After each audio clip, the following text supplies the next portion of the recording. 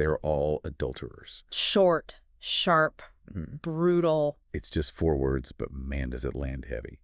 It feels judgmental and messy, and honestly pretty personal. When I first read that opening line in the source material we're breaking down today, my immediate reaction was to just kind of flinch. Yeah, it definitely sounds like something screamed on a reality TV reunion special, or maybe a really nasty final argument in divorce court. It's an accusation you can't really walk back. No, you really can't.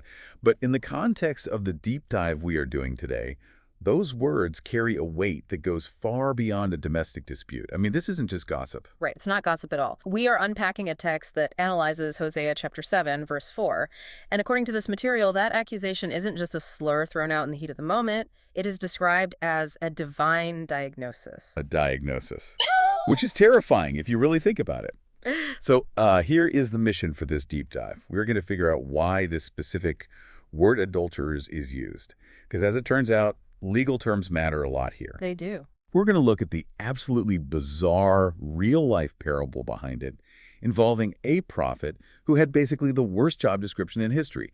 And then, and here's where it gets uncomfortable for us modern folks, we're going to see how the source argues this ancient concept actually applies directly to you and me today. Yeah, it connects the dots from ancient geopolitics to modern anxiety in a perfectly straight line.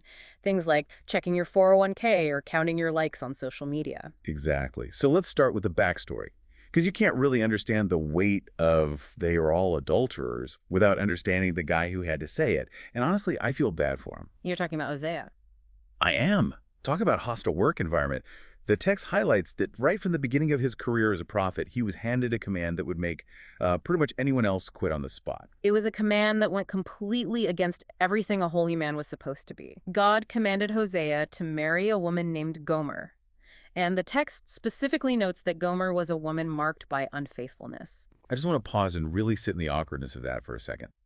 In that culture, a prophet's credibility was built entirely on purity. You're supposed to be set apart. You're the moral compass.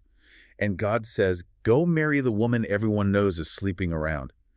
That's professional suicide? It's social and professional suicide, absolutely.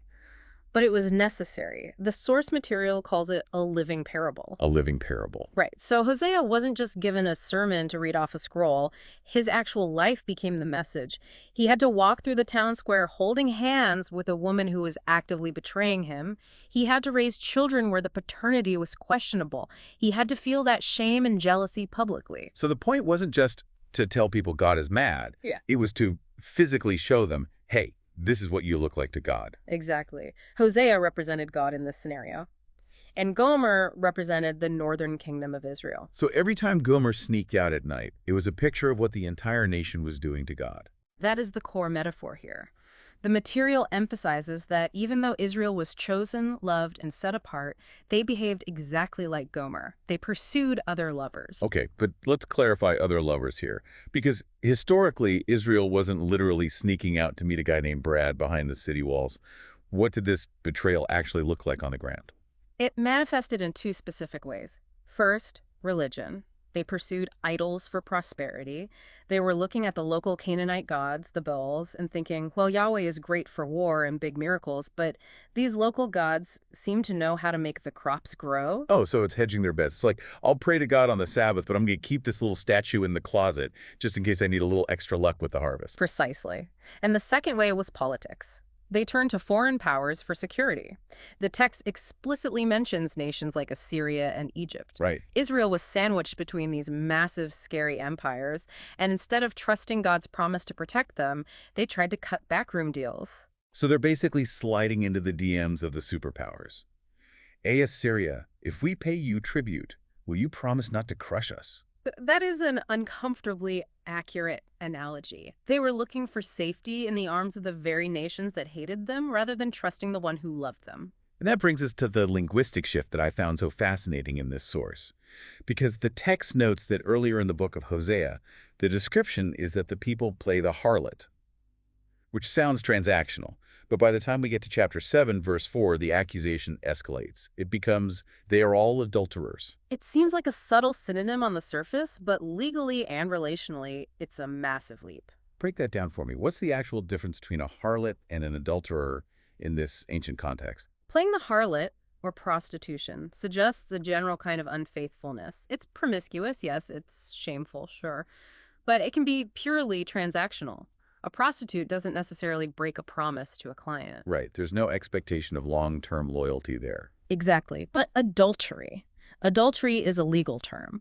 It implies the breaking of a specific intimate bond.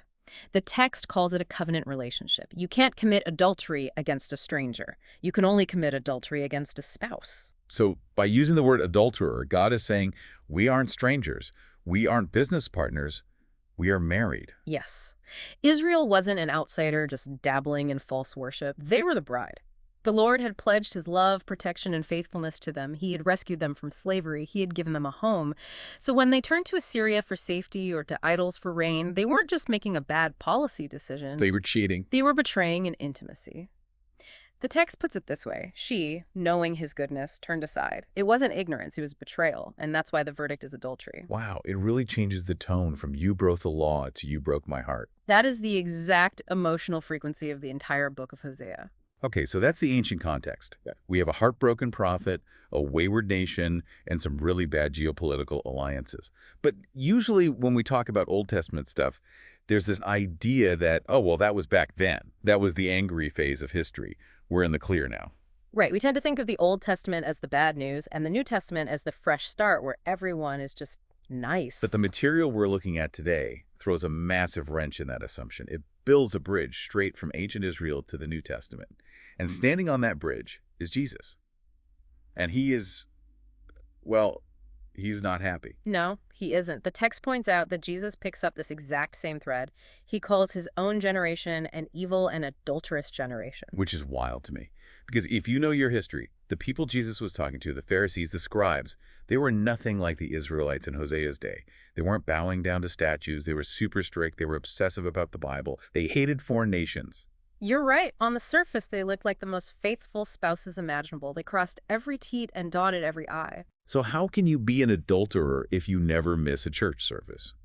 If you aren't worshiping a golden calf, where is the cheating actually happening? The material calls it refined idolatry, or adultery of the soul. Adultery of the soul. That sounds deeper. It is much deeper. The Pharisees didn't have wooden statues in their living rooms, but the argument here is that their idols were internal. They worshipped power, they worshipped recognition, they worshipped wealth, and perhaps most dangerously, they worshipped their own self-righteousness. So they were basically using religion to get glory for themselves. Exactly. Imagine a spouse who is perfect on paper. They pay the bills, they mow the lawn, they never break the law, but they don't actually love you. They love the status of being married to you. They love the house you live in. They love how you make them look to the neighbors. Oof, yeah, that's cold. That was the Pharisees. Their lips honored God, but their hearts were pursuing these other lovers, status, power, control.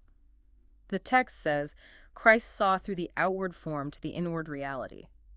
To Jesus, seeking status from your peers instead of seeking approval from God is the exact same mechanism as bowing down to a statue for good crops. It's looking for fulfillment in something other than the relationship you're committed to. It's the same betrayal, just dressed up in nicer clothes. It's cleaner on the outside, but the verdict remains the exact same. Adultery. Okay, this is where I start to get a little nervous. Because we've moved from ancient statues to the Pharisees' pride. But the material makes one more pivot. It stops talking about history entirely and starts talking about us. It directly addresses the modern reader. It specifically lists Generation X, Millennials, Gen Z. It says labels change, but the human heart does not. Which is a very polite way of saying you guys are doing the exact same thing. It's a very fair point. We might not have the Pharisees' robes or the Israelites' Baals, but the argument is that we have the exact same tendencies. We still wander. We still seek fulfillment apart from God. The text actually gives a list of modern idols. It's like a lineup of the usual suspects for the 21st century. Yeah. And I think we need to walk through these because it's so easy to just gloss over them. Let's do it. First up is money. Now, everyone knows greed is bad, but the text focuses on what money promises. It promises security. Think about that for a second. When you wake up at 3 a.m. with that pit in your stomach, worried about the future, about your safety, about the what-ifs, where do you look for comfort? For many of us, the instinct is to check the bank balance, to calculate the net worth. If the number is high enough, I'm safe. Exactly. That belief that money can insulate you from the chaos of the world is the modern equivalent of an alliance with Egypt. You are trusting the treasury rather than the provider. That hits close to home. Okay, next on the list is status. Status offers identity. In the ancient world, maybe your identity was your tribe or your nation's military strength. Today, it's your job title. It's your follower count. It's your reputation in your industry. It's that dopamine hit when you get a notification. It is. But deeper than the chemical hit, it's the existential question of, do I matter? If you need the applause of others to answer that question, then status has become your lover. You're looking to it to tell you who you are. Then there's power. Power gives a sense of control. We hate feeling helpless. We hate the idea that we aren't in charge of our destiny. So we grab on to anything authority at work, managing our family with an iron fist, even controlling our caloric intake, anything that makes us feel like we're in the driver's seat. And finally, pleasure. Pleasure whispers satisfaction. It's the quick fix, the distraction, the streaming binge, the substance, the thing that numbs the ache of living in a broken world. And the text defines this very clearly. It says the solemn truth is whenever our hearts cling to something above or alongside Christ, we step into spiritual adultery. I really want to flag the word alongside. That's the tricky part. Most people don't reject God entirely. They aren't atheists. They just want God plus financial security, God plus high social status. Just like Gomer.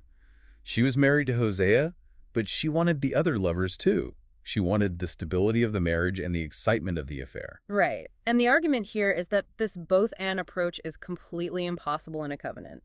It's not multitasking. It's adultery. Why, though? I have to ask this from a modern perspective, because we like to think of ourselves as free agents. I do what I want, I like what I like, I can love God and love making a ton of money, right? Why does the source insist on this rigid marriage metaphor? Because, theologically speaking, the text argues that humans are not free agents. We aren't unattached wanderers drifting through the cosmos. We're spoken for. Exactly. The text brings back that bride and bridegroom imagery. It says the church, which includes the believers reading this, is the bride. You are in a covenant. You belong to another. So if you are married to Christ, you can't just date money on the side. Precisely. The text says we are not free agents drifting through life without allegiance. Every time we look to something else for our ultimate satisfaction or security, we are effectively saying to the bridegroom, you aren't enough for me. That puts a very different spin on checking your 401k or worrying about likes on a post. It turns a habit into a relational issue. It makes it a matter of the heart. Spiritual adultery isn't just about outward actions like bowing to a statue. It's about inward affection. But this is tricky, isn't it? Because I can't even see my own heart sometimes. I can trick myself into thinking I'm just being responsible or ambitious. How do you know if you've crossed the line from using money to worshiping money? How do you know if you're committing this adultery of the soul? It is tricky. We are absolute masters of self-deception, but the material actually offers a diagnostic test. It poses two very piercing questions to help us locate our true loyalty. Okay, lay them on us. The first question is, what do you trust in times of need? When the chips are down. When the diagnosis comes back bad. When the job market crashes, what is the very first thing you grab onto? Is it prayer? Is it the promises of God? Or is it your savings account? Is it your connections? Is it your own ability to fix it? Your reflex reaction to crisis reveals your true savior. If my first instinct is panic until I check my bank balance, then my bank balance is my God. In that moment, yes. And the second question is just as revealing. What have you desired above God? That's a first love question. It is. What gets you out of bed? What are you daydreaming about on your commute? What is the thing that, if you lost it, would make life feel not worth living? If the answer is my career, or my relationship, or my comfort, then there is a rival lover in the picture. It's a tough diagnosis. They are all adulterers. It started as a judgment on ancient Israel, passed through the Pharisees, and by the end of this deep dive, it feels like it's looking right at us in the mirror. It's heavy stuff. It is heavy, but we shouldn't stop there. The goal of the text isn't just to crush us with guilt. It offers a remedy. Right. It's not just you're bad, good luck. Hosea didn't just expose Gomer. He bought her back. So what is the solution for us? It's surprisingly simple, though not easy. It's a call to return. Return to the first love. Yes. The text urges the reader to acknowledge the wandering, to stop pretending it's just a habit or a necessity and call it what it is, betrayal. And then to turn back and say, Lord, you are my only love and you alone are enough. You alone are enough. That seems to be the antidote to the idols. It is the only antidote. Think about it. The idols only have power when we believe God is holding out on us. When we believe He isn't enough to satisfy or protect us, we go looking for supplements. So if you truly believe God is enough, you don't need the excessive status. You don't need the hoard of wealth. You're free. Correct. You're free to use money but not serve it. You're free to have a career but not worship it. We've covered a lot of ground today.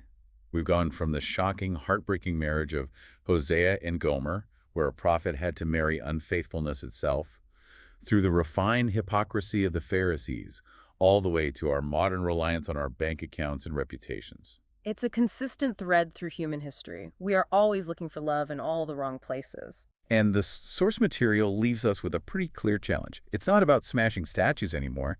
It's about checking your heart. It is. And if I could leave you, the listener, with one final thought to really mull over, it's this notion of neutrality. We live in a secular age where we think we can just be neutral. We think we are independent people making neutral choices about our time and money. We think we can just opt out of the worship camp entirely. Exactly. But this text implies that neutrality is a complete myth. You are always in a state of devotion. You are always worshiping something. The human heart is an idol factory. It cannot be idle. We're always serving something, whether we admit it or not. Precisely. We are creatures designed for worship. So the question isn't, am I worshiping? The question is, who is at the altar? If you aren't devoted to the bridegroom, who or what are you currently married to without even realizing it? That is a question worth sitting with in the quiet. Yeah. Thanks for diving deep with us today. A pleasure.